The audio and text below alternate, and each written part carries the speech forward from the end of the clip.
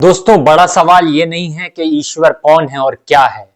बड़ा सवाल ये है कि मैं कौन हूं और क्या हूं। इस बात पर तो डिबेट ही मूर्खता है कि ईश्वर है या नहीं। आप जानकर हैरान होंगे कि बौद्धों और वेदांतियों के बीच लंबे चले शास्त्रार्थ में ये मुख्य बिंदु ही नहीं था कि ईश्वर है या नहीं है। मुख्य बिंदु था आत्म क्या है, सेल्फ क्या है।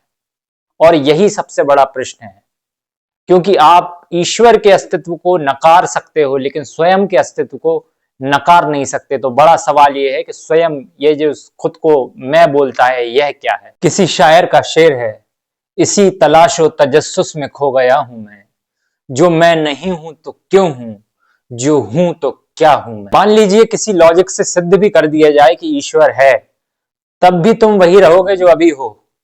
और किसी लॉजिक से यह सिद्ध कर दिया जाए कि ईश्वर नहीं है, तब भी तुम वही रहोगे जो अभी हो।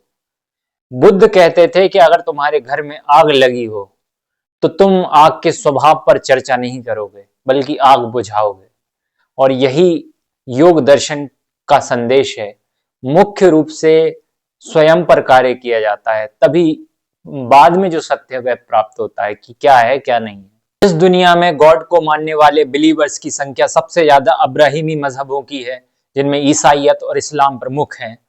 इन लोगों ने मजहब के नाम पर जितना रक्तपात इस दुनिया में किया उतना किसी और ने नहीं किया, और यह आज तक जारी है। और यही लोग अपने अपने खुदाओं को बड़ा साबित करने और कन्वर्जन करने की दृष्टि से इन सब टॉपिक पर डिबेट में बड़ा रस लेते हैं। ये प्योर मूर्खता है, क्योंकि इससे आप में कुछ भी परिवर्तन नहीं होने वाला। मुझको लगता है कि कोई ईश्वर को ना मानकर अगर शांत और सुकून भरा जीवन गुजार पा रहा है तो उसको उसकी नास्तिकता मुबारक, और कोई अगर ईश्वर को मानकर एक शांत और आनंदित जीवन बिता रहा है तो उसको उसकी आस्तिकता मुबारक।